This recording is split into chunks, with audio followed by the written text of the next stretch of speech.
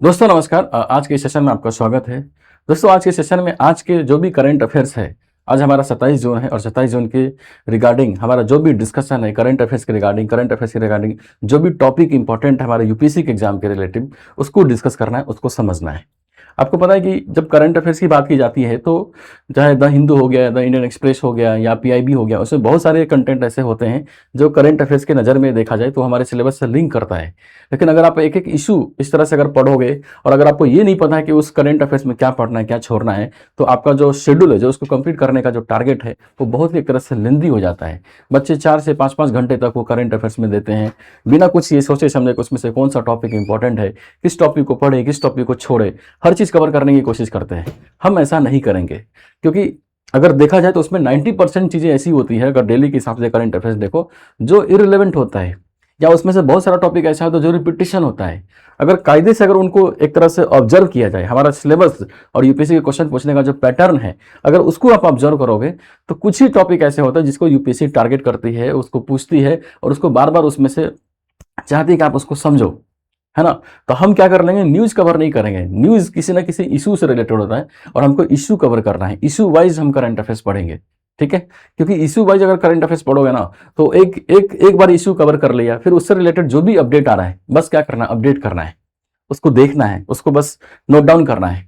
जैसे एग्जाम्पल के तौर पर देख लो कि यूएसए और ईरान के बीच इतने टाइम से युद्ध हो रहा है, ठीक। अब हर दूसरे दिन कोई ना कोई अपडेट हो रहा है। अब हर दूसरे दिन कोई ना कोई अपडेट, कोई ना कोई न्यूज़ आ रहा है। अगर कोई इस तरह से अगर डेली वाइज करंट अफेयर्स है और हर न्यूज़ को कवर करने की कोशिश करेगा, तो रशिया यूक्रेन का हो गया या यूएसए और ईरान का जो युद्ध हो गया, उसमें डेली कुछ ना कुछ अपडेट आ रहा है। डेली आप नोट करोगे, बहुत ज़्यादा लेंथी हो जाएगा, बहुत ज़्यादा डेप्थ हो जाएगा करंट अफेयर्स का, उतना जरूरी नहीं है। जबकि अगर यूपीएससी के नजरिए से देखें तो यूएसए और ईरान के बीच में जो युद्ध हुआ, उसमें क्वेश्चन क्या पूछा जा सकता है कि मेन कंसर्न क्या है, भारत के लिए क्या निहितार्थ है, भारत के लिए क्या सिग्निफिकेंस रखता है, भारत को क्या चिंता करनी चाहिए, और फिर लास्ट में वे फॉरवर्ड क्या है, समाधान क्या हो सकता है, उस नजरिए से पढ़ना है।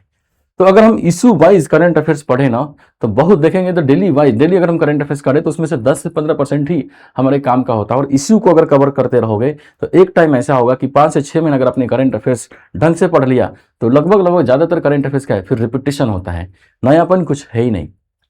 नयापन आपको दिखता है जैसे इकोनॉमी में कोई स्कीम आ गया, पॉलिटी में मान लो कोई नया एक्ट वगैरह सब आ गया, इन्वायरमेंट में कोई नया प्रोटोकॉल या कन्वेंशन आया, इस तरह से कोई स्पीसीज न्यूज में, इस तरह से न्यूज में रहता है। मेंस के पर्सपेक्टिव से तो ज़्यादातर क्या होता है, ये रिपीटिशन ही होता है। प्रीलिम्स के नज़रिए से कुछ चीज़ें नया इनिशिएटिव होता है, तो उसको थोड़ा सा हम यहाँ पर देखेंगे। तो आज के सेशन में हम, आज 27 जून है, आज कोशिश करेंगे कि हिंदू, द इंडियन एक्सप्रेस और पीआईबी, इन तीनों को मिलाकर कोई ऐसा कंटेंट, कोई ऐसा करंट अफेयर्स जो हमारे एग्जाम से रिलेट करता है, उसको कवर करना है, ठीक है। तो चूंकि हमारा ये पहला सेशन है, तो मैं आपको बता देता हूं कि हम कौन कौन से रिसोर्स फॉलो करने जा रहे हैं अपने सेशन में, ठीक है। कौन कौन से रिसोर्स हम फॉलो करते जा रहे हैं। अगर आप इस बार का पेपर देखेंगे यूपीएससी का, तो यूपीएससी का पेपर अगर आप इस बार देखेंगे तो बहुत सारे क्वेश्चन ऐसे थे करंट अफेयर्स में जो वेग थे, लेकिन उसका पीआईबी पर जिक्र था। प्रेस इन ब्यूरो जो गवर्नमेंट का साइट है, प्रेस इन्फॉर्मेशन ब्यूरो जो गवर्नमेंट का साइट है, गवर्नमेंट का इनिशिएटिव है, गवर्नमेंट की कोई भी इनिशिएटिव, कोई भी पहल होती है, वो इस साइट पर अपडेट होता, अपलोड होता है। तो अगर आपको करंट अफेयर्स अगर अच्छे से कवर करना है, तो आपको द हिंदू एक मानक ले सकते हैं। द हिंदू में कुछ आर्टिकल है जो हमारे काम का है, हम उसको कवर करेंगे। कोई ऐसा न्यूज़ जो हमारे काम का है, हम उसको कवर कर लेंगे, ठीक है। तो द हिंदू हो गया। हमने द इंडियन एक्सप्रेस को भी कवर करने की कोशिश किया है कि इसमें भी कोई न्यूज़ ऐसा है या मान लो कोई इशू ऐसा है जो हमारे एग्जाम से रिलेट करता है या हमारे एग्जाम्स के लिए इंपॉर्टेंट है, हम उसको कवर करेंगे। और तीसरा है प्रेस इन्फॉर्मेशन ब्यूरो, ये गवर्नमेंट की ऑफिशियल साइट है। इसमें भारत सरकार से रिलेटेड जो अपडेट बार बार डेली कुछ ना कुछ आते रहता है, उसमें से जो भी हमारे काम का एग्जाम के रिलेटेड जो भी इंपॉर्टेंट होगा, हम उसको कवर करेंगे। इस नजरिए से पढ़ेंगे हम, बेसिकली इन्हीं तीनों रिसोर्सेज को फॉलो करेंगे ज़्यादातर चांसेस में। लेकिन मान लो डाउन टू अर्थ हो गया, कोई ऐसा मैगजीन हो गया जिसमें कोई ऐसा इंटरेस्टिंग आर्टिकल है उस दिन आया हुआ है जो हमको लगता है कि एग्जाम के प्रोस्पेक्टिव से इंपॉर्टेंट है, तो हम उसको भी शामिल करेंगे। अब देखो, हम 3 रिसोर्सेज फॉलो कर रहे हैं। बहुत सारे अगर आप यूट्यूब पे जाएंगे तो उसमें क्या है, द हिंदू का डिस्कशन चलता है। अब द हिंदू का डिस्कशन चलता है तो हमारे पास उनके पास क्या होता है, लिमिटेशन होता है कि हिंदू के ही सारे आर्टिकल डिस्कस करने हैं, हिंदू के सारे एक न्यूज़ डिस्कस करने हैं। उसमें क्या है ना कि बहुत सारा न्यूज़ क्या इररिलेवेंट न्यूज़ भी डिस्कशन में आ जाता है जो हमारे काम का बिल्कुल नहीं है। तो अगर आप पेपर कवर करने के लिए जाओगे तो फिर यूपीएससी के टेम्परामेंट को फिर आप समझ नहीं रहे हो। अगर यूपीएससी के अकॉर्डिंग तैयारी करना है तो फिर द हिंदू में जितने सारे न्यूज आता है उसमें से 10% ही काम का होता है। तो आपको क्या करना है, वो चीजें मैं ऑलरेडी फिल्टर करके जो हमारे यूपीएससी का पीवाईक्यू है, क्वेश्चन पूछने का जो ट्रेंड है, उसको समझते हुए, सिलेबस से लिंक करते हुए, जो आर्टिकल, जो जो न्यूज हमारे काम का है, हम उसी को उठाएंगे। फिर हम इंडियन एक्सप्रेस को देखेंगे। इंडियन एक्सप्रेस में ऐसा कोई न्यूज, ऐसा कोई आर्टिकल जो हमारे एग्जाम से रिलेट करता है, हमारे लिए इंपॉर्टेंट है, हम उसको डिस्कस करेंगे। फिर प्रेस इन्फॉर्मेशन ब्यूरो भी है, इसमें भी कुछ आर्टिकल या कुछ न्यूज़ ऐसा होगा जो हमारे एग्जाम से रिलेट करता है, हमारे एग्जाम के लिए इंपॉर्टेंट होगा, हम उसको डिस्कस करेंगे। यानी हम इन तीनों रिसोर्सेज को टारगेट करते हुए डेली वाइज जो हमारे काम का होगा, जो हमारे काम के लिए, ऐसा नहीं कि हम बिल्कुल हमारे कुछ भी करंट में है तो उसको कवर करेंगे, नहीं, जो हमारे लिए काम का है और उसमें भी कौन सी चीज़ हमारे काम का है, क्या चीज़ें पढ़ना है, क्या चीज़ें छोड़ना है, ये बहुत जरूरी है।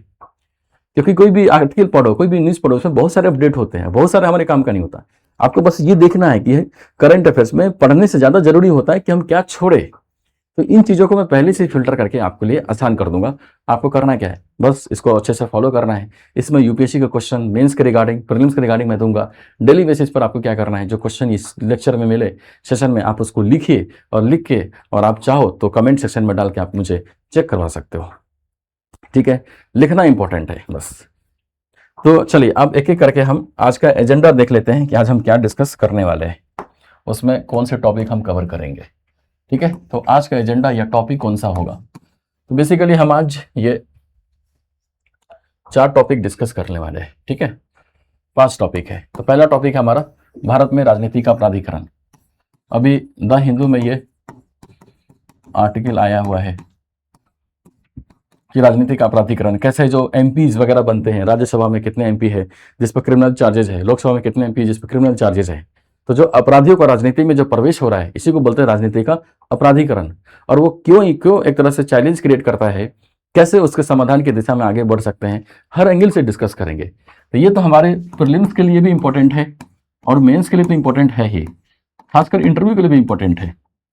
तीनों एंगल से, चाहे प्रीलिम से पूछे, मेन से पूछे, इंटरव्यू पूछे, तीनों एंगल से इसको डिस्कस कर लेंगे। और आपके पास इतना कंटेंट होना चाहिए कि अगर ये क्वेश्चन कहीं भी आए, आप उसके लिखने की स्थिति में रहो। तो हम इसको कंप्रेहेंसिव वे में डिस्कस कर लेंगे। दूसरा जो आर्टिकल है, न्यूज है, हमारा थीम है, वो है नेत्र हवाई प्रारंभिक चेतावनी और नियंत्रण प्रणाली। देख रहे, नेत्र airborne early warning and control system. Basically एक रडार है, लेकिन जनरली हम रडार के बारे में पढ़ते हैं कि वो जमीन पर होता है, लेकिन ये नेत्र एक ऐसा रडार सिस्टम है जो हवा में है। और बेसिकली इसीलिए इसको नेत्र बोला गया कि हवाई क्षेत्र में, यानी आकाश में भारत का आंख है, भारत का नेत्र है, जो भारत की सुरक्षा के दृष्टिकोण से भारत को प्रोटेक्ट करेगा। तो ये क्या है, इसके बारे में डिटेल में डिस्कस करना है। अगला है प्रोजेक्ट हॉक आई। ये अमरनाथ जो यात्रा हो रहा है, तो उसमें अनंतनाग जो डिस्ट्रिक्ट है, तो वहां से आपको पता है काफी फ्रेजाइल एरिया, वहां पर कई बार जो टेररिस्ट, जो आतंकवादी समूह होते हैं, जो चरमपंथी समूह होते हैं, वो अमरनाथ यात्रा की जो समरसता है ना, जो खूबी है, उसको तोड़ने की कोशिश करते हैं और धार्मिक उन्माद बढ़ाने की कोशिश करते हैं, अमरनाथ यात्रा पर अटैक करते हैं। तो अमरनाथ यात्रा सुरक्षित पूर्वक चल सके, इसको मेंटेन करने के लिए ये प्रोजेक्ट हॉक आई लॉन्च किया गया है अनंतनाग पुलिस द्वारा।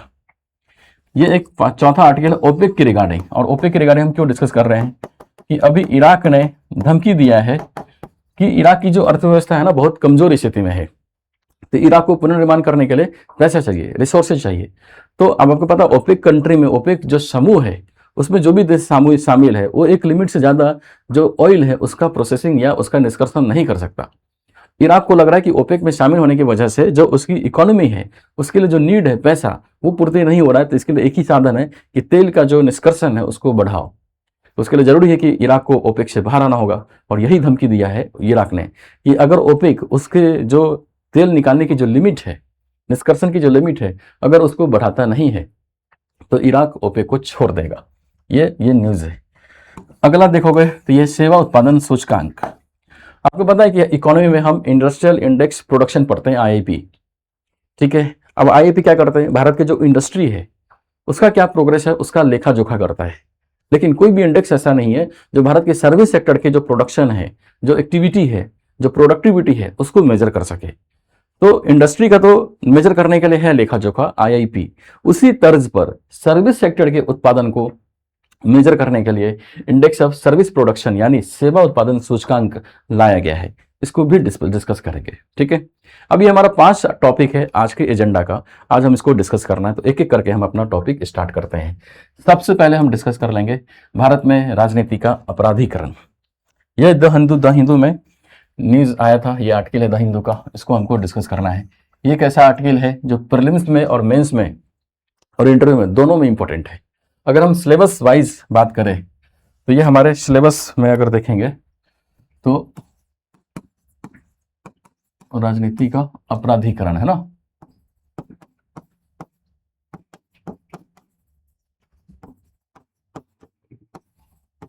ठीक है। तो अगर प्रीलिम्स में जाओगे तो प्रीलिम्स में तो पता है कि टॉपिक वाइज ही ब्रेक हुआ है, तो ये तो पॉलिटी का ही हमारा सिलेबस में लिंक करता है। लेकिन अगर हम मेंस के हिसाब से सोचे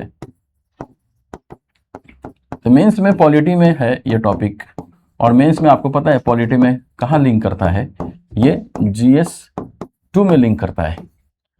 अगर आप एथिक्स पढ़ोगे तो एथिक्स में भी ये टॉपिक आता है कि नैतिकता के अभाव के परिणाम, कॉन्सिक्वेंसेज ऑफ एथिक्स, है ना, और उसमें पढ़ते हैं राजनीतिक स्तर, है ना, एट ए पॉलिटिकल लेवल।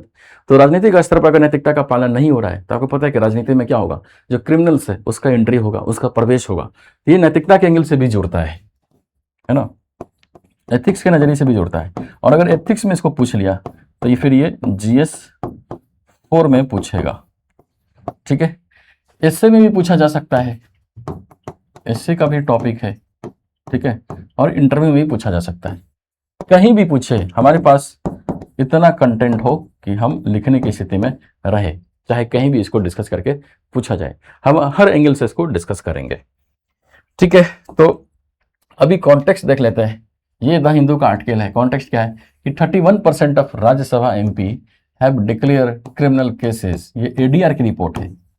अब आपको पता है ADR क्या है, ADR association of democratic reform, एक बेसिकली NGO है जिसका मूल काम क्या है, राजनीति स्तर पर क्या डेवलपमेंट हो रहा है उसमें नैतिकता के समावेश या उसमें सुधार के प्रयास या जागरूकता को बढ़ाने के लिए प्रयास करता है। तो ADR हर साल क्या करती है, क्रिमिनल चार्जेस वाले जो MPs है उनका एक लेखा जोखा रिलीज करती है। अब इसने रिलीज किया तो क्या पता चला कि लगभग राज्यसभा के मौजूदा जो 31% सांसदों ने अपने खिलाफ आपराधिक मामलों की जानकारी दी है, जबकि 16% सांसदों पर गंभीर आपराधिक आरोप है। अब जैसे ADR ने ये रिपोर्ट जारी किया, देख लो, एसोसिएशन फॉर डेमोक्रेटिक रिफॉर्म, ये क्या है, NGO है, गवर्नमेंट से स्वतंत्र तरीके से काम करती है, स्वायत्त संस्था है। उसी तरह नेशनल इलेक्शन वॉच, ये भी क्या, एक NGO। ये दोनों NGO ने सम्मिलित रूप से एक रिपोर्ट जारी की है और उसमें पता चला कि राज्यसभा के जो मौजूदा जो MP, उसमें से 31% MP ने अपने खिलाफ क्रिमिनल मामले की जानकारी दी है, जिसमें 16% सांसदों पर गंभीर हीनियस सीरियस क्राइम है। अब जैसे ये रिपोर्ट आया तो इस रिपोर्ट ने उजागर किया राजनीति में अपराधीकरण के प्रवेश को लेकर, और राजनीतिक अपराधीकरण पॉलिटी का एक बहुत ही फेमस थीम है जो बार बार न्यूज में रहता है। अब अगर इस टॉपिक को एक बार अच्छे से पढ़ लेंगे कि भाई राजनीतिक अपराधीकरण क्या है, उसके क्या कारण है, क्या समाधान हो सकता है, सुप्रीम कोर्ट का क्या जजमेंट है, तो ये टॉपिक हमेशा के लिए हमारा कवर हो जाएगा। और यही एंगल हमारे एथिक्स में भी आ सकता है, तो हम इसको अच्छे से देख लेते हैं। पहले राजनीतिक अपराधीकरण का परिभाषा क्या होगा उसको समझो। राजनीति का अपराधीकरण, तो राजनीतिक अपराधीकरण एक बहुत सिंपल है कि एक ऐसा प्रक्रिया है बेसिकली जिसके जरिए राजनीति में, है ना, राजनीति में क्या हो रहा है, अपराधियों का प्रवेश हो रहा है, अपराधियों का प्रवेश हो रहा है। तो अगर बोल सकते हैं कि अगर अपराधी MP बन रहे हैं, है ना, MLA बन रहे हैं, तो क्या होगा, ये राजनीति के अपराधीकरण का एग्जाम्पल है। और ये चुनौती क्यों है, क्योंकि जैसे ही अपराधी MP और MLA बन रहे हैं, मतलब क्या हो रहा है, कानून निर्माण की जो संस्था है ना, जो संसद है, संसद में बैठ रहे हैं, विधानमंडल में बैठ रहे हैं, और यानी इस केस में क्या हो रहा है कि कानून तोड़ने वाला ही कानून का निर्माता बन जा रहा है। और इसीलिए भारतीय राजनीति के लिए सबसे बड़ा एक नैतिक चुनौती भी है और सबसे बड़ा एक तरह से दुविधा भी है, विडंबना भी है कि राजनीति का अपराधीकरण एक ऐसा फेनोमेना है जिसमें जो अपराधी है वो राजनीति में प्रवेश करके, है ना, राजनीति के माध्यम से राजनीति में प्रवेश करते हुए संसद में, विधानमंडल में बैठते हैं, एमपी या एमएलए बनते हैं, और कानून तोड़ने वाला ही कानून का निर्माता बन जाता है। इसलिए ये सबसे बड़ी चुनौती है, सबसे बड़ी एक तरह से दुविधा है, विडंबना है। ठीक है।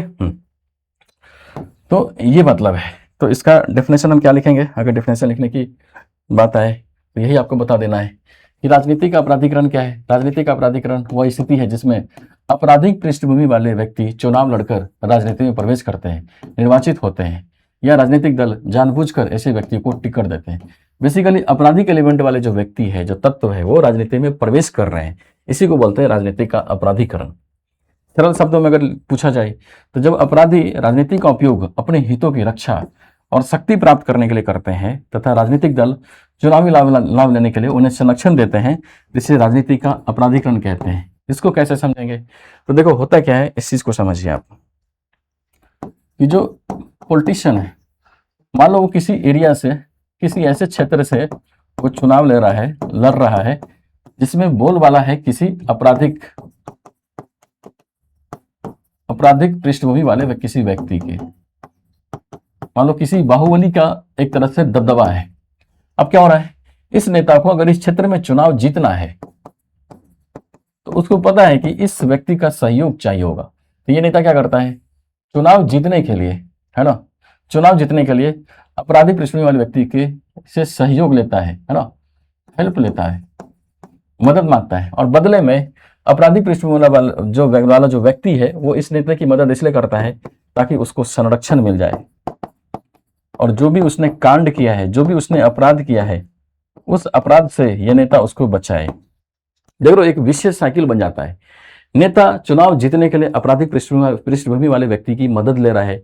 आपराधिक पृष्ठभूमि वाला व्यक्ति जो क्रिमिनल्स है, वो लीडर की मदद, वो नेता या पॉलिटिशियन की मदद इसलिए कर रहा है ताकि उसको संरक्षण या अपराध के विरुद्ध एक प्रोटेक्शन मिल जाए।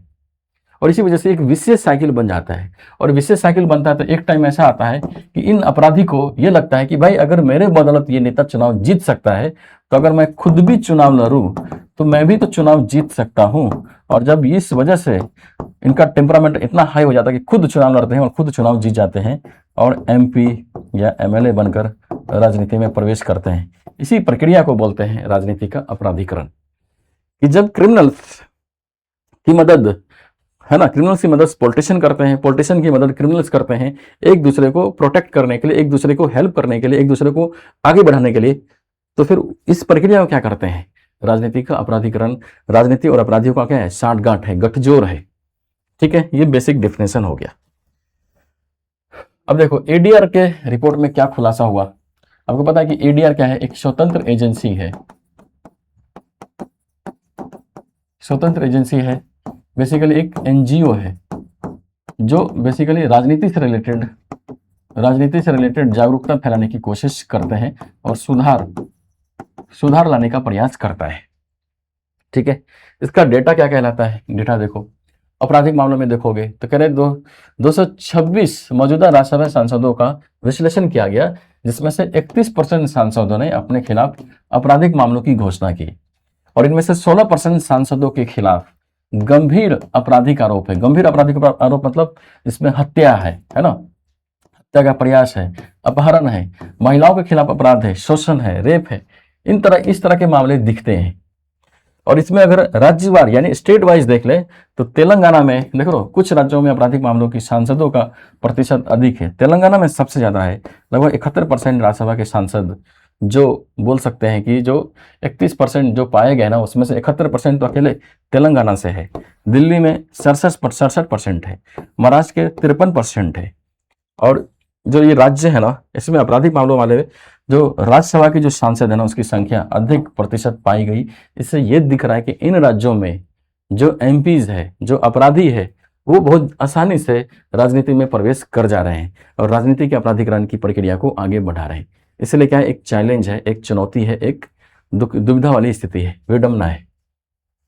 ठीक है, अब देखो अगर ये राजनीति के अपराधीकरण अगर इतना ही गंभीर है तो जाहिर सी बात है कि सरकार बहुत सारा प्रयास भी कर रही होगी इसको दूर करने की। सुप्रीम कोर्ट ने भी प्रयास किया है, फिर भी ये खत्म नहीं हो रहा है। तो खत्म नहीं हो रहा है, कम नहीं हो रहा है, तो क्या कारण है, उस कारण को डिस्कस करते हैं। यानी राजनीति के अपराधीकरण के पीछे कौन से कारण जिम्मेदार है, उस कारणों को समझ लेते हैं। ठीक है, तो सबसे पहला कारण तो देखोगे आप, यानी राजनीति के अपराधीकरण के कारण, है ना, कि राजनीति में अपराधियों का जो बढ़ावा हो रहा है उसके पीछे क्या कारण है। तो सबसे पहला कारण है विनेबिलिटी, यानी जीतने की क्षमता। और जीतने की क्षमता का मतलब क्या है कि जब चुनाव होता है तो कोई भी पॉलिटिकल पार्टी, है ना, कोई भी पॉलिटिकल पार्टी चुनाव होता है तो केवल जो कैंडिडेट की घोषणा करती है, जो सदस्य, है ना, जो सदस्यों को खड़ा करती है, वो केवल वो ये नहीं देखती है कि उसका क्या आपराधिक बैकग्राउंड है, नहीं, वो बस ये देखता है कि जो उम्मीदवार हम बना रहे हैं उसकी जीतने की क्षमता कितनी है, जीतने की क्षमता कितनी है। और जीतने की क्षमता जिस उम्मीदवार की ज्यादा होगी उसको टिकट आसानी से मिल जाता है, क्योंकि पॉलिटिकल पार्टी को बस यही फैक्टर काम करता है। और ऐसा कहते हैं, एक रिपोर्ट है कि जो आपराधिक पृष्ठभूमि वाले जो बैकग्राउंड वाले जो उम्मीदवार है और जो स्वच्छ छवि वाले जो उम्मीदवार है ना, उनमें तुलना किया गया तो ऐसा मानते हैं कि आपराधिक बैकग्राउंड वाले उम्मीदवार की जीतने की क्षमता लगभग 15% होती है, और जो स्वच्छ छवि वाले जो उम्मीदवार होते हैं उनकी जीतने की क्षमता 4% ही होता है। तो जब आपराधिक उम्मीदवार यानी आपराधिक बैकग्राउंड वाले जो उम्मीदवार है उनकी जीतने की क्षमता ज्यादा है, क्यों? क्योंकि इनके पास क्या है, मनी पावर है, मसल्स पावर है, मसल्स पावर है ना, बोल सकते हैं कि प्रभाव बहुत ज्यादा है, लोग इनसे प्रभावित बहुत होते हैं क्योंकि शक्ति इनके पास, पावर है, लोगों में भय है कि अगर इनके पीछे इनके खिलाफ कुछ बोले, है ना, तो फिर ये हमारे खिलाफ जा सकते हैं। तो बोल सकते हैं कि मतदाता भय, डर या लालच की वजह से इनके पावर को देखकर, है ना, इनके पावर से प्रभावित हो जाते हैं।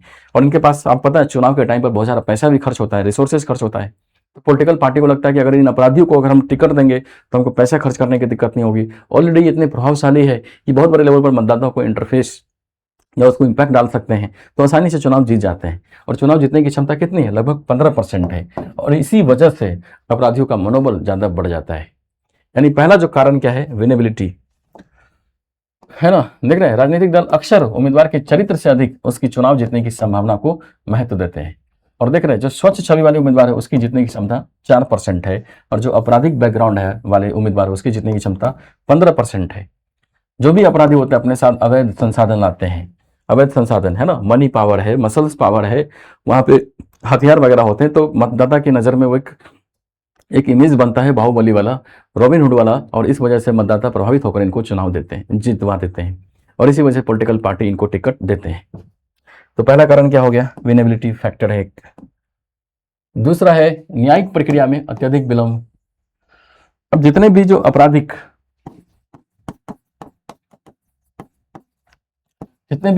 बैकग्राउंड वाले जो उम्मीदवार होते हैं, अब इनका मामला क्या है, न्याय में, है ना, न्यायपालिका में लंबित है।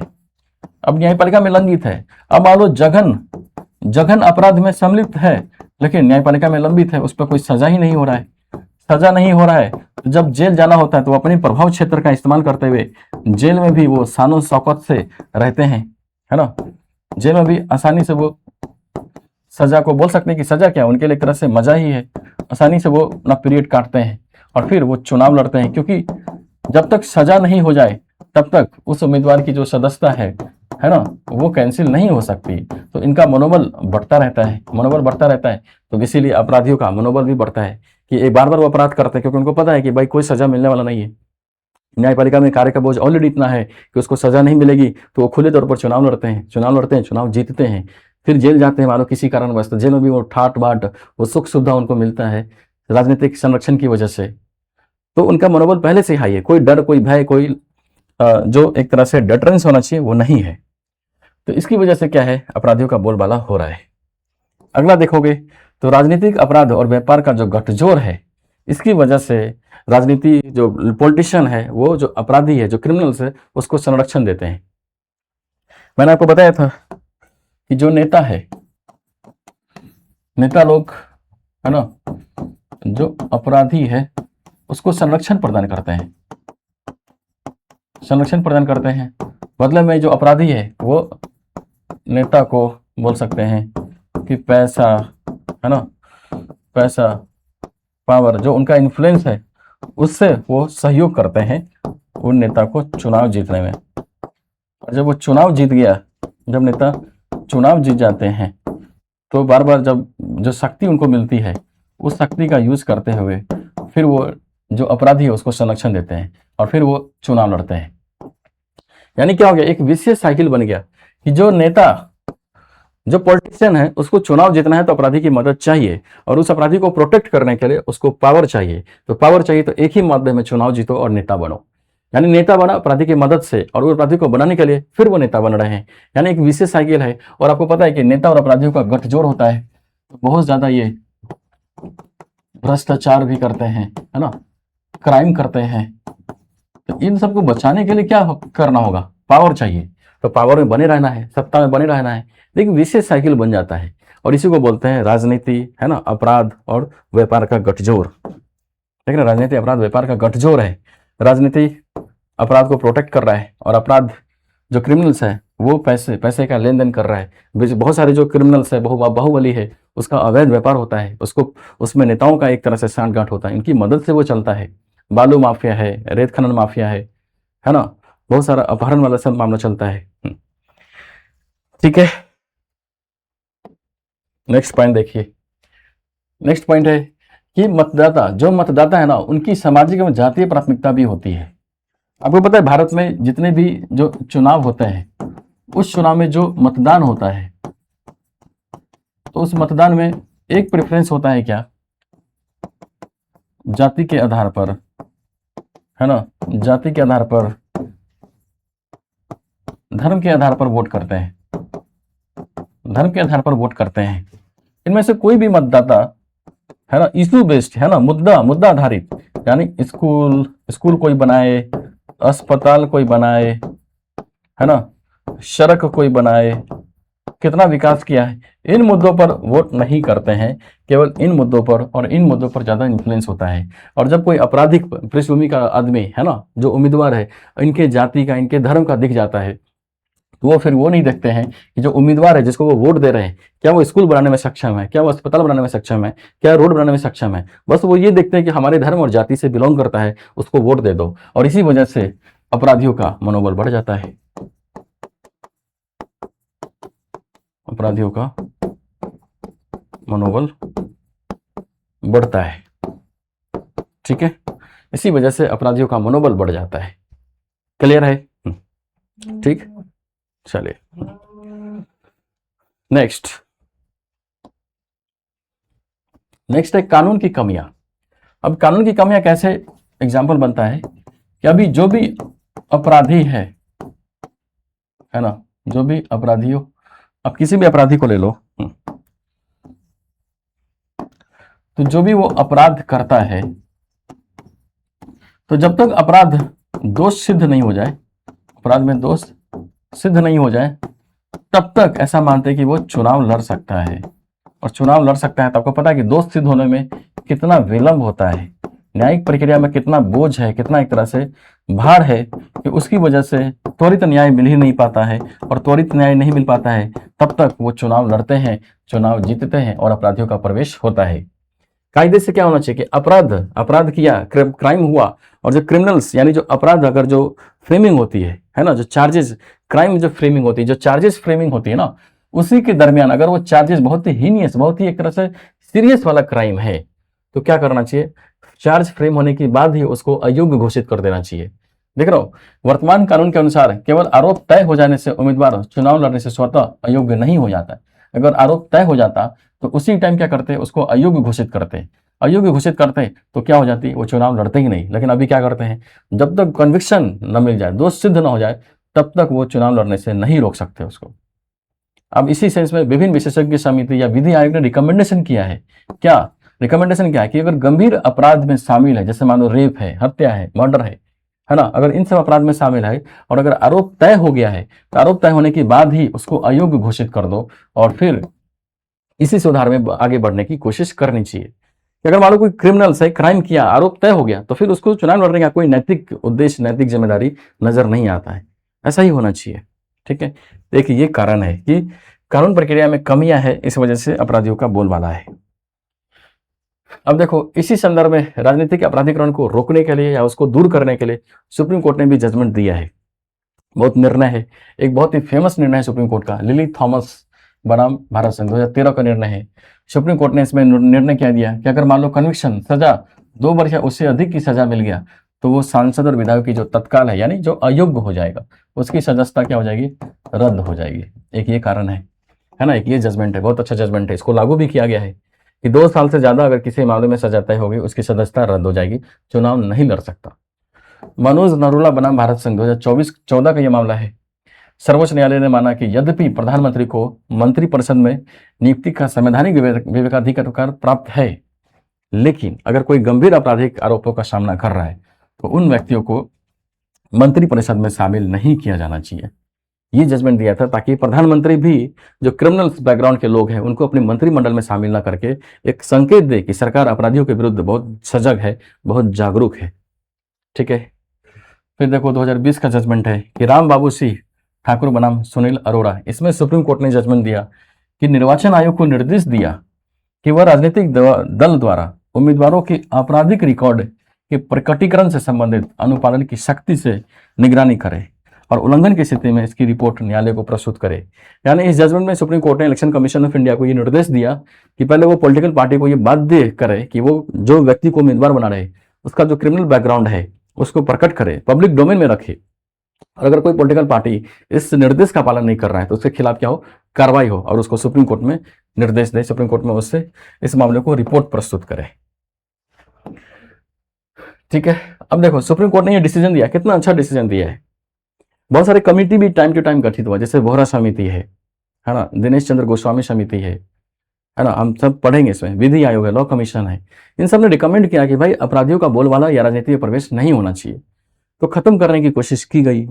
तो अब हम पढ़ लेते हैं कि अगर राजनीति में अपराधीकरण के जो फिनोमेना, जो टेंडेंसी है, उसको अगर दूर करना है तो क्या सजेशन हो सकते हैं, क्या समाधान हो सकते हैं, उसको समझते हैं। तो सबसे पहले क्या है कि गंभीर आपराधिक मामलों वाले उम्मीदवारों को चुनाव लड़ने से रोकना। यानी यही जो मैंने अभी बताया है कि अगर मान लो कोई गंभीर अपराध किया है उसने और वो चार्जेस फ्रेम हो गया है तो फिर उसको अयोग्य घोषित करो चुनाव लड़ने से। ऐसा नहीं कि फिर दोष सिद्धि तक वेट करो, उससे क्या होगा, न्यायपालिका में बहुत सारा मामला पेंडिंग रहता है, न्याय मिलने में देरी हो जाती है तो वो अपराधी चुनाव लड़ने के लिए तब तक एलिजिबल रहते हैं। तो अगर इसको रोकना है तो क्या करना है, चार्ज जैसी तय हुआ उसको अयोग्य घोषित करो। देख रहे हैं, हत्या, बलात्कार, आतंकवाद, अपहरण, भ्रष्टाचार जैसे गंभीर अपराधों में न्यायालय द्वारा आरोप तय होने के बाद चुनाव लड़ने पर प्रतिबंध लगाने के लिए कानूनी सुधार किए जाए, है ना। जैसे विधि आयोग ने इसमें रिकमेंड किया था, विभिन्न जो सुधार कमेटी है, सेकेंड ARC ने भी रिकमेंड किया था कि गंभीर अपराधों में आरोप तय होने पर अयोग्यता पर विचार किया जाए।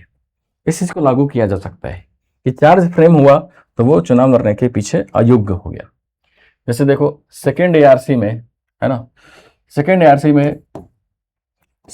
ने अनुशंसा की, क्या अनुशंसा की कि जन प्रतिनिधित्व अधिनियम 1951 है ना, रिप्रेजेंटेशन ऑफ पीपुल एक्ट 1951 में एक धारा जोड़ दिया जाए। कौन सा, धारा 8 में संशोधन करके इसमें कुछ प्रावधान ऐड किए जाए ताकि गंभीर अपराधों के लिए जो सामना कर रहे हैं, है ना, जो विचारण सामना कर रहे व्यक्तियों को तुरंत अयोग्य घोषित किया जाए। देख रहे, सेकेंड ARC ने भी रिकमेंड किया कि गंभीर अपराध का सामना करने वाले उम्मीदवारों को, है ना, जो चार्ज फ्रेम हो गया है उसके बाद ही उसको अयोग्य घोषित कर दिया जाओ। अगर आप वेट कर रहे हैं कि कन्विक्शन होगा और सजा क्या मिल रहा है, तब तक तो बहुत देर हो चुकी होती है, क्योंकि 30 साल 40 साल तक मामला न्यायपालिका में पेंडिंग होता है। तो लॉ कमीशन ने, सेकेंड ARC ने यह रिकमेंड किया है कि गंभीर आपराधिक मामले वाले जो उम्मीदवार है उसको अयोग्य घोषित करने के लिए आवश्यक सुधार करने की कोशिश करनी चाहिए। किसमें कर सकते हैं, रिप्रेजेंटेशन ऑफ पीपुल एक्ट 1951। ठीक है, दूसरा है राजनीतिक दलों को जो जवाबदेही है उसको बढ़ाना।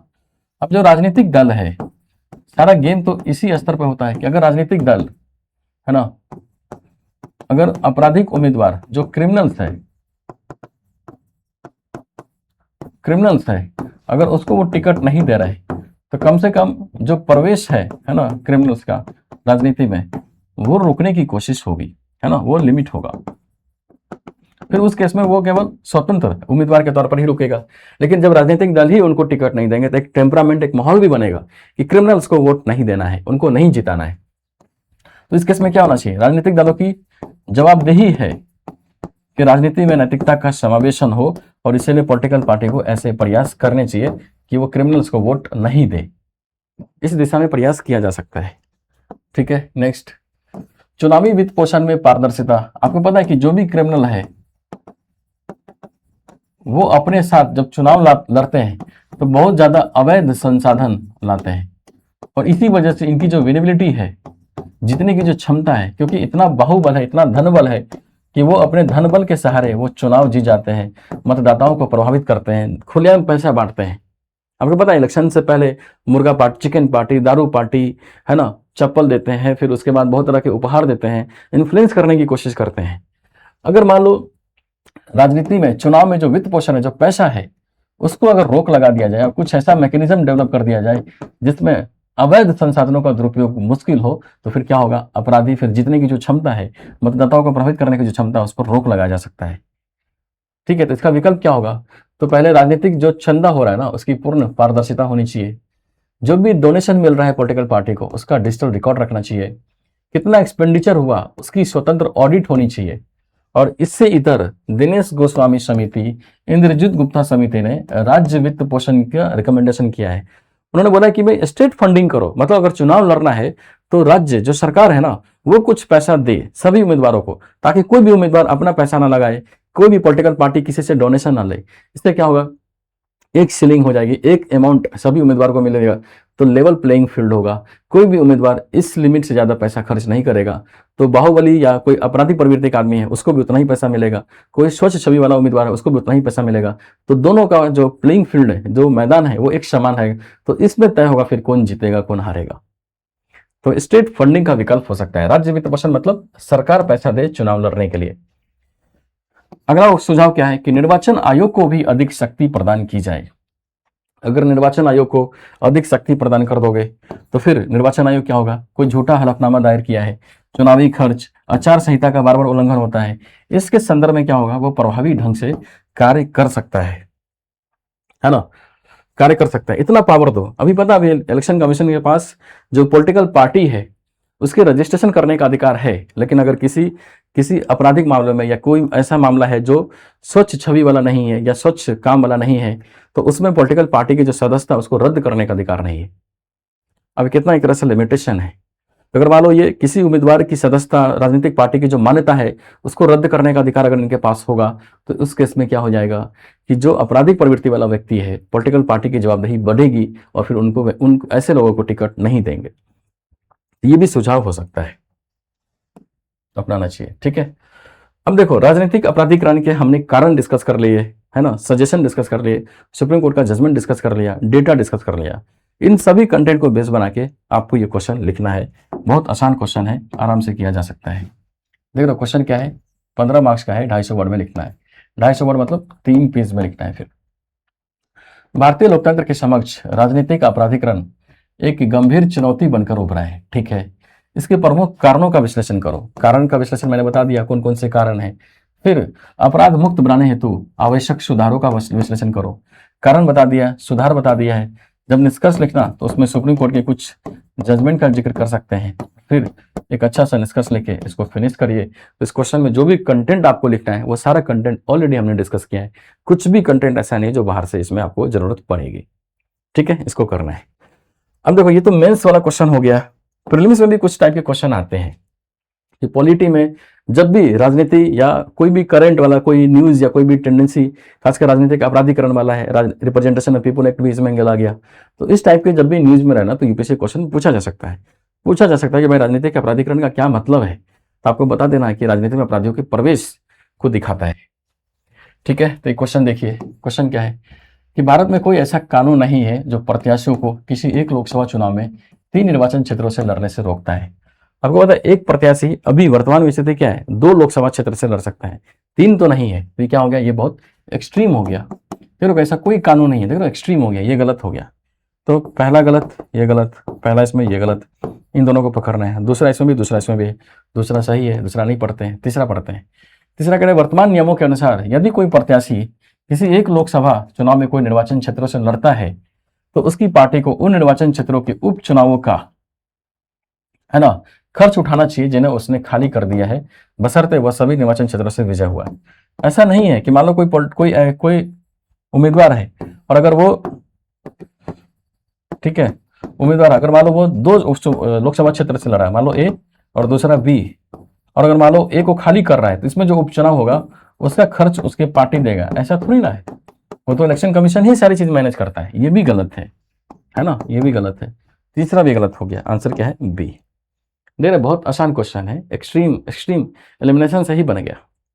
ठीक है, तो जो पहला आर्टिकल था हमने डेप्थ में डिस्कस किया क्योंकि थोड़ा सा लेंदी आर्टिकल था, डिटेल में जाना था। एक बार डिस्कस किया, हमेशा के लिए टॉपिक खत्म हो गया। अब दूसरा जो आर्टिकल सब है वो बहुत छोटे छोटे है ना, इसमें बहुत टाइम नहीं लगेगा। तो थोड़ा सा ब्रीफ में हम उतना ही पढ़ेंगे जो हमारे एग्जाम का काम का है, बहुत ज़्यादा इरेलेवेंट या बहुत ज़्यादा अलग नहीं पढ़ेंगे। तो देख लो, कह रहा कि नेत्र हवाई प्रारंभिक चेतावनी और नियंत्रण प्रणाली, यानी Netra airborne early warning and control system. Netra airborne early warning and control system, basically अगर हम इसको रिलेट करें तो ये आपको ना प्रीलिम्स में ज़्यादा वेटेज दिखाई पड़ता है इस थीम का, और ये साइंस एंड टेक्नोलॉजी से रिलेट करता है। ठीक है, उससे पूछेगा। ये आर्टिकल किसका है, पीआईबी का है।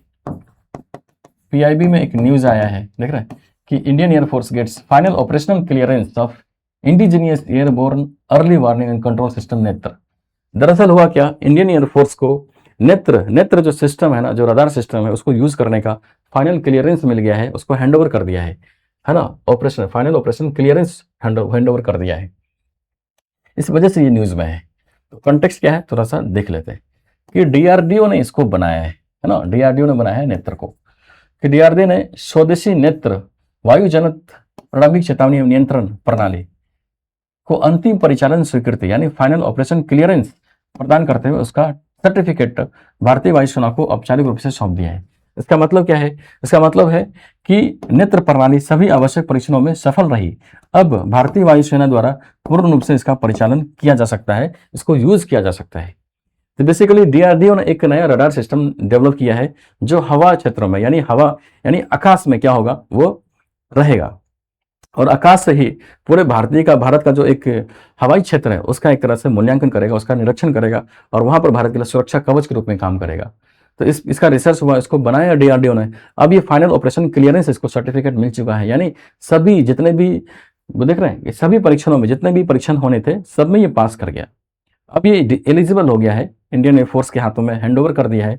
अब इंडियन एयरफोर्स के ऊपर है कि इसको कब से यूज करना है, कब से इसको अपने जो सैन्य पावर है उसमें शामिल किया जाए। ठीक है, इस वजह से न्यूज में है। तो देखो नेत्र, अगर हम नाम में ही है नेत्र, तो बेसिकली नेत्र क्या है ना, एक हवा में उपस्थित एक रडार सिस्टम है, रडार सिस्टम है जिसका उद्देश्य क्या है, जिसका उद्देश्य है भारत के सुरक्षा की मजबूत करना, और जो हवा क्षेत्र है, आकाश क्षेत्र है ना, हवाई क्षेत्र है, उसमें कोई दुश्मन देश या कोई भी अवैध गतिविधि ना हो, उसकी निगरानी करना। तो बेसिकली बोल सकते हैं कि नेत्र क्या है, आकाश में भारत का आंख है, इसीलिए नाम दिया है इसको नेत्र। यानी ये भारत का आंख है हवाई क्षेत्रों में, आकाश में, जो भारत की सुरक्षा को मद्देनजर देखते हुए कोई भी अवैध गतिविधि जो हो रहा है उस पर निगरानी या उस पर नजर रखता है। परंपरागत रूप से यह माना जाता था कि कोई भी रडार सिस्टम जो होता है ना, रडार सिस्टम, उसको जमीन पर, है ना, उसको लैंड पे ही प्लांट किया जाता था।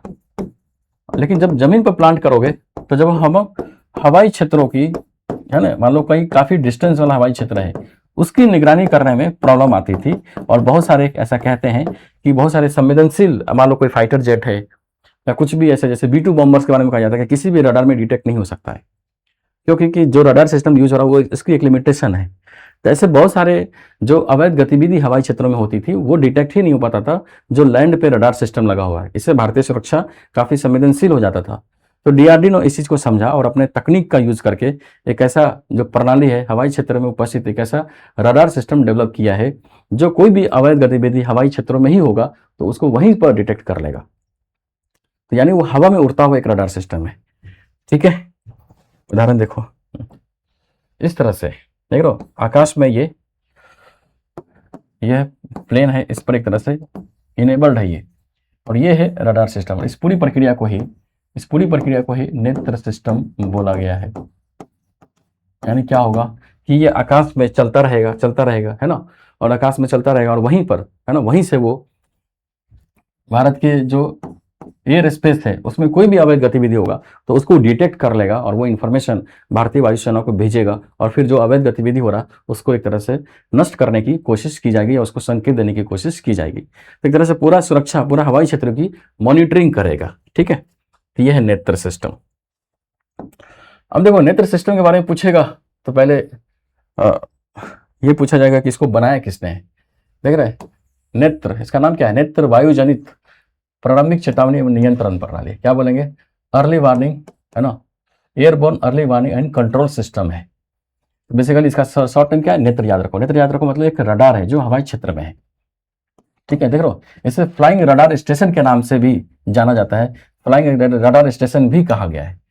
देख लो ये भूमि आधारित रडार यानी ग्राउंड बेस्ड जो रडार है ना, उसकी सीमा से बाहर जो संकेत ग्राउंड बेस्ड रडार के बाहर से होते थे, तो उसकी सीमा से जो हवाई क्षेत्र होते थे या समुद्री खतरे होते थे उसका पता लगाने में ये बहुत सक्षम है, क्योंकि हवा में ही उड़ रहा है तो वहां से बहुत ज्यादा एरिया को वो कैप्चर कर सकता है, उसकी पहचान कर सकता है और निरंतर निगरानी रख सकता है। किसने डेवलप किया है? तो इसको DRDO के अंतर्गत सेंटर फॉर एयरबोर्न सिस्टम एक ऑर्गेनाइजेशन है, उसने भारतीय वायुसेना तथा भारतीय रक्षा उद्योग के सहयोग से डेवलप किया है। यानी बेसिकली DRDO ने डेवलप किया है, उसी के अंतर्गत एक संस्था है सेंटर फॉर एयरबोर्न सिस्टम। इस संस्था ने भारतीय वायुसेना और भारतीय रक्षा उद्योग के साझेदार यानी सहयोग से, पार्टनरशिप से नेत्र सिस्टम, जो बोल सकते हैं कि आकाश में भारत का नेत्र है, भारत का आंख है, और बेसिकली एक रडार है, फ्लाइंग स्टेशन है, फ्लाइंग रडार स्टेशन के रूप में दिखता है जो पूरे क्षेत्र की निगरानी करेगा। तो अगर UPSC क्वेश्चन पूछेगा तो बहुत डेप्थ में नहीं जाना है, सीधे पूछेगा नेत्र सिस्टम क्या है, बहुत ज्यादा पूछ लेगा किसने डेवलप किया है। बेसिकली ये है क्या? तो बेसिकली एक रडार सिस्टम है। ठीक है, ये समझना है। चलो ये छोटा आर्टिकल था, प्रीलिम्स के लिए इंपॉर्टेंट है। थोड़ा बहुत अगर मान लो कभी मेंस में आया तो मेंस में बहुत आ सकता है कि भाई नेत्र सिस्टम कैसे भारत की जो सुरक्षा व्यवस्था है उसको मजबूत कर सकता है। आपको क्या बताना है? तो एक लाइन में आप बता देना कि सबसे पहले जो भारत की जो हवाई निगरानी है उसमें आर्टिफिशियल कह रहा हूँ, आत्मनिर्भर यानी हमारी स्वदेशी तकनीकी क्षमता मजबूत हुआ है और हम हवाई क्षेत्र को बहुत ज्यादा इजीली प्रोटेक्ट कर सकते हैं। इससे हो गया कि भारतीय वायुसेना की जो सीमा निगरानी क्षमता भी बढ़ गई। अब जो इंडियन एयरफोर्स जो काम करता था उसकी कैपेसिटी, उसकी क्षमता में वृद्धि हो गई, क्योंकि उसके पास अब एक ऐसा सिस्टम है जो हवा में उड़ते हुए हर क्षेत्र की निगरानी कर सकता है। देखो नेत्र का उद्देश्य भारतीय वायुसेना की को देश की सीमाओं पर लगातार निगरानी रखने में सक्षम बनाना है। अब ये दुश्मन देश जो है उसके लड़ाकू विमान, ड्रोन, मिसाइल, हेलीकॉप्टर, कोई भी हवाई खतरा है उसकी निगरानी, उसको डिटेक्ट कर सकता है, उसको डिटेक्ट करके उसको मार सकता है, उसको खत्म कर सकता है। तो इस वजह से नेत्र आया है। ठीक है, आसान है, छोटा सा आर्टिकल था। नेक्स्ट अगला है प्रोजेक्ट हॉक आई। प्रोजेक्ट हॉक आई, ये जो आर्टिकल है ये इंडियन एक्सप्रेस का है। अब प्रोजेक्ट हॉक आई बेसिकली है क्या? प्रोजेक्ट हॉक आई मैंने बताया कि अनंतनाग जो पुलिस जो विभाग है उसने ये प्रोजेक्ट हॉक आई चलाया है। क्यों? क्योंकि जो अमरनाथ यात्रा हो रही है उस पर आतंकवादी जो घटना होती है, जो चरमपंथी समूह है उसको कोई डिस्टेबलाइज न करे यात्रा को, उसको प्रोटेक्ट करने के लिए एक तरह से डिजिटल सिक्योरिटी, डिजिटल सुरक्षा प्रदान करने की कोशिश की गई है। कैसे कैसे करेंगे देखते हैं इसको। तो कॉन्टेक्स्ट क्या है कि जम्मू कश्मीर पुलिस ने अनंतनाग जिले में श्री अमरनाथ जी की जो यात्रा हो रही है, अभी आपको पता है हर हर साल सावन महीने में ये अमरनाथ यात्रा शुरू होती है, जो अनंतनाग डिस्ट्रिक्ट से गुजरता है। वहाँ पे काफ़ी एक तरह से संघनन है, वहीं पर एक तरह से खतरा की स्थिति बनती है। तो वहाँ की पुलिस ने प्रोजेक्ट हॉकाई नामक एक टेक्नोलॉजी बेस्ड, है ना, सुरक्षा पहल शुरू की है। टेक्नोलॉजी का बहुत इस्तेमाल है, कैसे है एक एक करके देखते हैं। ठीक है, देख लो किसने इस परियोजना को किसने शुरू किया है, तो बेसिकली जम्मू कश्मीर पुलिस के अनंतनाग डिस्ट्रिक्ट पुलिस ने शुरू किया है। इसमें क्या होगा, अब प्रोजेक्ट हॉकाई चला है तो इसमें डिजिटल टेक्नोलॉजी का बहुत यूज किया है ना।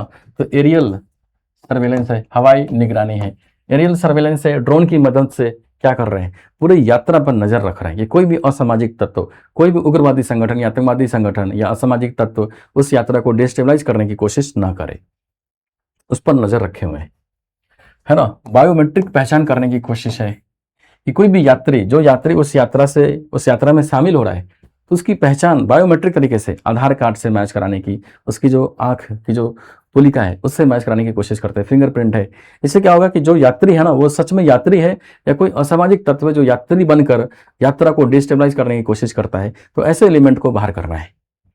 ठीक है, आपको देखो स्पेशल टैक्टिक यूनिट्स बनाया गया है। यदि कोई खतरा दिखाई दे तो जो प्रशिक्षित सुरक्षा बल है वो तुरंत मौके पर पहुंचकर कार्रवाई करते हैं। इसमें वो ड्रोन का यूज करते हैं। ड्रोन के माध्यम से कोई संदिग्ध गतिविधि चल रहा है, जिस पर संदेह है, तुरंत वो रिएक्ट करते हैं, है ना।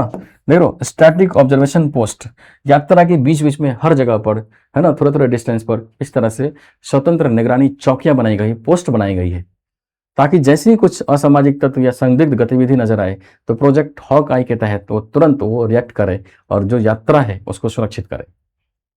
तो अगर यूपीएससी इस आर्टिकल से, इस न्यूज से क्वेश्चन पूछेगी तो बस इतना ही पूछेगी कि प्रोजेक्ट हॉक आई क्या है। तो आपको बोल देना है कि भाई अमरनाथ जो यात्रा हो रहा है ना उसको सिक्योर करने के लिए, उस पर कोई खतरा ना हो, इस चीज को ध्यान में रखते हुए जम्मू कश्मीर पुलिस ने इसको लॉन्च किया है। ठीक है, चलो छोटा सा आर्टिकल था। आगे है OPEC, organization of the petroleum exporting countries, OPEC. अब क्या हुआ, अब देखो ये आर्टिकल भी द इंडियन एक्सप्रेस का ही है कि यूएई के बाद, है ना, इराक ने धमकी दिया है कि ओपेक ऐसा ऑर्गेनाइजेशन है जिसमें सऊदी अरबिया का बहुत दबदबा है और सऊदी अरबिया के माध्यम से बोल सकते हैं कि यूएसए का दबदबा है। तो बेसिकली जो पेट्रोलियम प्रोडक्ट है ना, जो ऑयल प्रोड्यूसिंग जो कंट्री है उसका एक ग्रुप है और इन लोगों ने कोशिश किया है कि अगर मान लो अब सभी क्या है पेट्रोलियम प्रोडक्ट या ऑयल रिच कंट्री है, तो ओपेक देशों का उद्देश्य क्या है, मैंडेट क्या है। तो ओपेक में जितने देश है ना, जितने कंट्री है वो क्या है, ऑयल रिच कंट्री है। इनका उद्देश्य यह है कि आपस में सहयोग करते हुए कितना तेल निकालना चाहिए, कितना ऑयल प्रोड्यूस करना चाहिए, निष्कर्षण करना चाहिए, इसकी लिमिट तय करके, ताकि बाजार में जो सप्लाई को कंट्रोल करके जो पेट्रोलियम प्रोडक्ट है, जो ऑयल प्रोडक्ट है उसको कंट्रोल करना, है ना, बेसिकली प्राइस को कंट्रोल करना इनका मूल उद्देश्य है। लेकिन अभी क्या हो रहा है कि कोई देश कितना तेल निकालेगा ये डिसाइड कौन कर रहा है, ओपेक।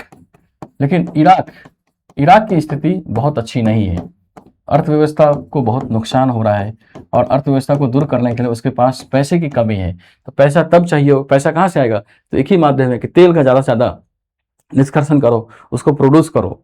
लेकिन अगर प्रोड्यूस करेंगे तो ओपेक तो लिमिट लगा रखा है। तो इराक ने धमकी दिया कि भाई हमारी लिमिट को या तो बढ़ा दो और नहीं तो अगर नहीं बढ़ाओगे तो हम ओपेक को छोड़ देंगे, और इसी वजह से ये आर्टिकल न्यूज में आया है। ठीक है,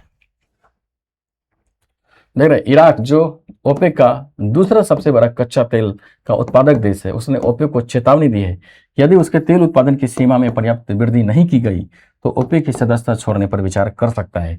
कुछ दिन पहले यूएई ने भी इसी तरह की धमकी देकर उसको छोड़ दिया, उसके पहले कतर ने छोड़ा था, है ना। अब इराक ने धमकी दिया है। तो ओपेक क्या है अगर पूछेगा तो ये ऑर्गेनाइजेशन है तेल प्रोड्यूसिंग, ऑयल प्रोड्यूसिंग कंट्री का नाम क्या है इसका, organization of the petroleum exporting countries. तेल निर्यात करने वाले प्रमुख देशों का एक अस्थायी इंटर गवर्नमेंटल ऑर्गेनाइजेशन है। इसका मुख्य उद्देश्य क्या है कि सदस्य देशों की तेल नीति का जो ऑयल प्रोड्यूसिंग या जो ऑयल जो पॉलिसी है तेल के रिगार्डिंग, उन पॉलिसी में क्या हो, कोहेरेंस हो, और पूरे वर्ल्ड मार्केट में जो क्रूड ऑयल है उसकी जो प्राइस है, उसकी जो सप्लाई है, उसको स्टेबल कर सके। बेसिकली सप्लाई और जो प्राइस है उसको कंट्रोल करने की कोशिश की जाती है, और इसी उद्देश्य से ओपेक को बनाया गया है। तो एक नज़र से अगर देखें कि ओपेक में कितने देश शामिल है, कौन कौन देश शामिल है, तो ये मैप देखो, देख लो। तो जितने भी ये कंट्री तो है ही, अफ्रीका में अल्जीरिया है, लीबिया है, नाइजीरिया है, अंगोला है, फिर वेनेजुएला है और इक्वाडोर है। तो देखो ओपेक कंट्री में ऐसा नहीं कि केवल अरब कंट्री है, नहीं, केवल मिडिल ईस्ट के कंट्री है, अफ्रीकन कंट्री भी है, लैटिन अमेरिका भी कंट्री है। इतने सारे देश, ये सब कंट्री ओपेक कंट्री बोल सकते हैं कि ओपेक के सदस्य है, ओपेक के सदस्य है। ठीक है, इंटर गवर्नमेंटल ऑर्गेनाइजेशन है, बेसिकली सरकार शामिल है, देश शामिल है। इसका विकास देखोगे तो कहते हैं कि 1960 में ये बनाया गया था, बगदाद कॉन्फ्रेंस। और बगदाद कहाँ पे, इराक, यानी इराक में ही बैठक करके 1960 में इसको लॉन्च किया गया था। बेसिकली 14 सितंबर 1960 को ईरान, इराक, कुवैत, सऊदी अरब और वेनेजुएला ने मिलकर ओपेक की स्थापना की, है ना, ताकि तेल उत्पादक देशों की हितों की रक्षा कर सके, जो बहुराष्ट्रीय तेल कंपनियां उसके प्रभाव को कम कर सके, तेल की उचित कीमत सुनिश्चित कर सके। इसका हेड क्वार्टर कहाँ पे है, तो हेड क्वार्टर के बारे में तो नहीं पूछेगा, लेकिन आपको समझना चाहिए। पहले कहते हैं स्विट्जरलैंड की राजधानी जिनेवा में थी, बाद में चेंज करके ऑस्ट्रिया की राजधानी वियना में कर दिया गया है। तो अभी वर्तमान में ओपेक की राजधानी कहाँ पे है, तो ऑस्ट्रिया की राजधानी वियना में है। ठीक है, तो इतना ही था बेसिकली। ये आर्टिकल भी छोटा था, इसमें क्या पढ़ना था कि ओपेक को छोड़ने की धमकी दिया है इराक ने। क्यों दिया है, क्योंकि अर्थव्यवस्था को चलाने के लिए अधिक पैसा चाहिए, और पैसा कहाँ से आएगा, तेल से आएगा, और तेल निकालने के लिए एक लिमिट लगा रखा है ओपेक कंट्री ने, यानी ओपेक ऑर्गेनाइजेशन ने। तो उसने धमकी दिया या तो लिमिट को बढ़ाओ, नहीं तो फिर हम छोड़ देंगे। और अभी हाल के दिनों में देखोगे तो बहुत सारे कंट्री ने ओपेक छोड़ने की धमकी दी है। जैसे देखो अभी 2019 में कतर ने छोड़ दिया, क्योंकि कतर लिक्विफाइड नेचुरल गैस पर फोकस करना चाहता था। 2020 में इक्वाडोर ने छोड़ दिया, ये भी अधिक तेल उत्पादन करना चाहता था, अपने कोटा को बढ़ाना चाहता था। 2024 में अंगोला ने छोड़ दिया, ये भी तेल उत्पादन कोटा को लेकर विवाद हो गया था कि ओपेक ऑर्गेनाइजेशन ने रोक दिया था। अभी कुछ ही दिन पहले 2026 में ही यूएई ने इस ऑर्गेनाइजेशन को छोड़ दिया। क्यों, क्योंकि यूएई को लगता था कि ओपेक में जब तक वो शामिल है तो तेल के संबंध में जितना वो पोटेंशियल है उसके पास, जितना यूज कर सकता है, उसको विकसित नहीं कर पा रहे हैं। तो ये स्वतंत्र पॉलिसी चलाना चाह रहे हैं तेल के रिगार्डिंग, ऑयल प्राइस के रिगार्डिंग, ऑयल सप्लाई के रिगार्डिंग, इसलिए वो ओपेक से छोड़ दिया, ओपेक को छोड़ दिया इन्होंने। तो देख लो इतने देशों ने छोड़ दिया है। अगर मैप में देखें तो बोल सकते हैं इक्वाडोर ने छोड़ दिया, अंगोला ने छोड़ दिया है, अभी कतर ने छोड़ दिया था, यूएई ने छोड़ दिया, और अभी इराक ने धमकी दिया है छोड़ने का। ये छोड़ देगा तो जो बचा है उतना ही कंट्री इसमें बचेंगे। तो अगर ये सब क्या है, पूरे वर्ल्ड में ऑयल रिच कंट्री है, और ये लोग आपस में कार्टेल बना के ऑयल प्राइस और जो सप्लाई उसको कंट्रोल करते हैं। तो जब यूएई ने छोड़ दिया तो भारत के लिए एक अच्छा मैसेज था, क्योंकि भारत की दोस्ती यूएई के साथ बहुत अच्छी है। तो जब ईरान के साथ युद्ध चल रहा था यूएसए का, तो वहां से तेल नहीं आ रहा था। तो अगर यूएई अगर ओपेक से निकलता है तो ज़्यादा तेल निकालेगा तो भारत वहां से तेल खींच सकता है, बिजनेस कर सकता है, व्यापार कर सकता है। तो जो तेल की नीड है, जो ऑयल की नीड है, जो एनर्जी सिक्योरिटी है, वो और मजबूत होगा भारत का, अगर यूएई वहां से निकल ही चुका है। तो इस वजह से अब जैसे ही निकला था तो वो भारत विजिट भी किए थे। तो भारत और यूएई के बीच काफ़ी अच्छी दोस्ती है। ठीक है, नेक्स्ट आर्टिकल पर जाते हैं। नेक्स्ट आर्टिकल है सेवा उत्पादन सूचकांक, है ना। ये भी क्या है, पीआईबी का आर्टिकल है। पीआईबी में आया था, क्या है कि FAQ of index of service production trial है, बेस ईयर क्या 24 है। तो बेसिकली होता क्या है, आप अर्थव्यवस्था में जाइए, आप जैसे इंडियन इकोनॉमी है, तो भारतीय अर्थव्यवस्था में क्या है, जो उद्योग है, भारतीय उद्योग में क्या उत्पादन हो रहा है, कैसे ये विकास कर रहा है, इसको ट्रैक करने के लिए हमारे पास एक इंडेक्स है, index of industrial production, IIP बोलते हैं, इंडेक्स ऑफ इंडस्ट्रियल प्रोडक्शन। यानी भारतीय उद्योग कैसा काम कर रहे हैं इसके लेखा जोखा रखने के लिए हमारे पास ऑलरेडी एक इंडेक्स है, इंडेक्स ऑफ इंडस्ट्रियल प्रोडक्शन।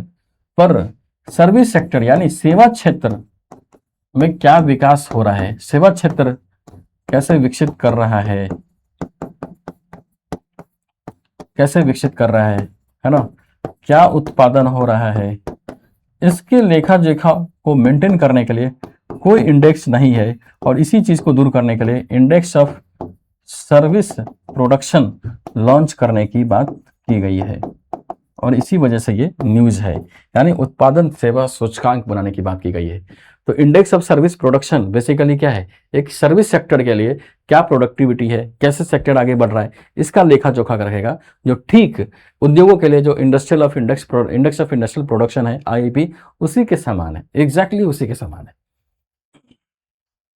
ठीक है, तो न्यूज में क्यों है, क्योंकि ये सांख्यिकी और कार्यक्रम क्रियान्वयन मंत्रालय मॉस्पी है ना, इसको क्या बोलते हैं, ministry of statistical and programme implementation, ministry of statistics and programme implementation है ना, इसने जुलाई 2026 में index of service production launch करने की तैयारी किया है ना, और अभी बोल सकते हैं कि अभी ये लॉन्च करने के रूप में दिखता है।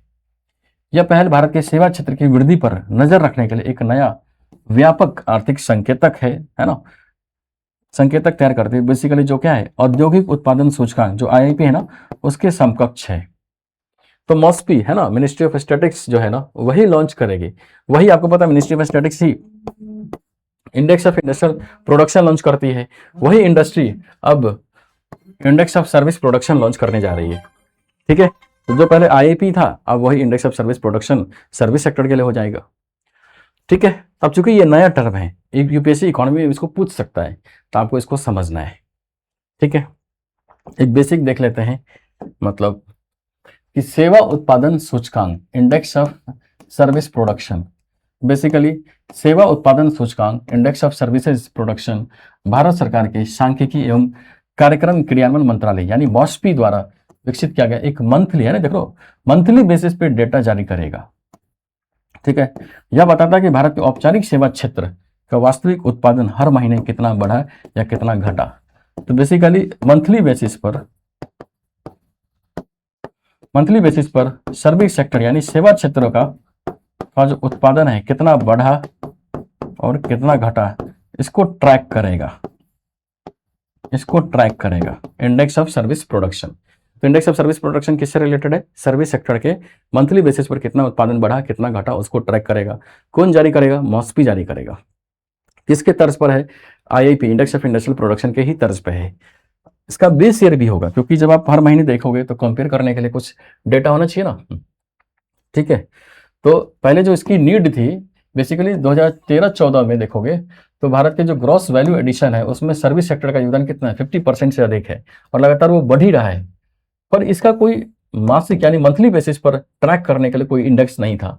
इसी सेंस में index of service production launch किया गया है। आज भी भारत में सर्विस सेक्टर का योगदान 50% से बढ़ता ही जा रहा है। तो जरूरी था कि इंडस्ट्री का तो आप देख पा रहे हो आईआईपी के माध्यम से, पर सर्विस सेक्टर कितना बढ़ा कितना घटा मंथली बेसिस पर ट्रैक करने के लिए कोई डेटा होना चाहिए, कोई इंडेक्स होना चाहिए। उसी आवश्यकता को देखते हुए index of service production launch किया गया है। देख रहे हो, उद्देश्य क्या है, यह सेवा क्षेत्र की वृद्धि पर समयबद्ध जानकारी प्रदान करता है, आर्थिक निगरानी रखता है, नीति निर्माण में सहायता करेगा, आर्थिक पूर्वानुमान सेवा क्षेत्र में क्या उतार चढ़ाव हो रहा है उसको देख सकेगा, है ना। तो जिस तरह से औद्योगिक क्षेत्रों के लिए आईआईपी नजर रखता है, उसी तरह से सर्विस सेक्टर के लिए इंडेक्स ऑफ सर्विस प्रोडक्शन नजर रखेगा। ठीक है, चलो अगर कार्य प्रणाली देखोगे तो दायरा और सीमा क्या है, तो इंडेक्स ऑफ सर्विस प्रोडक्शन में इनफॉर्मल सेक्टर ही शामिल किया गया है। गैर बाजार, सरकारी गतिविधि, व्यक्तिगत सेवाएं, इनफॉर्मल सेक्टर को शामिल नहीं किया गया है। तो पहले निकाला गया तो फॉर्मल सेक्टर जो डेटा उपलब्ध है उसकी बात करेंगे, बाद में धीरे धीरे उसको शामिल करने की कोशिश होगी। जो बेस ईयर है 2024-25 माना गया, यानी 2024-25 के किसी महीने में, यानी जून महीने का आपको निकालना है 2026 में, एग्जाम्पल के तौर पर मान के चलते हैं, तो उसको कंपेयर करेंगे 2024-25 के जून महीने में क्या प्रोडक्शन था सर्विस सेक्टर का, तो कंपेयर करके हम डेटा जारी कर सकते हैं। ठीक है, डेटा कहाँ से आएगा, तो बेसिकली जो गवर्नमेंट यानी जो प्रशासनिक डेटा है उसका यूज करेंगे, जीएसटी डेटा का यूज करके सर्विस सेक्टर से रिलेटेड क्या प्रोडक्शन मंथली वाइज बढ़ा या घटा उसको ट्रैक करना है, उसकी निगरानी करना है, उसका लेखा जोखा रखना है। इसलिए बनाया गया इंडेक्स ऑफ सर्विस प्रोडक्शन। ठीक है, तो इसी के साथ आज हमको इतना ही आर्टिकल डिस्कस करना है, और अगर हम कब का समराइज करें इनको, तो हमने बेसिकली 5 आर्टिकल डिस्कस किया। पहला आर्टिकल राजनीति के अपराधीकरण,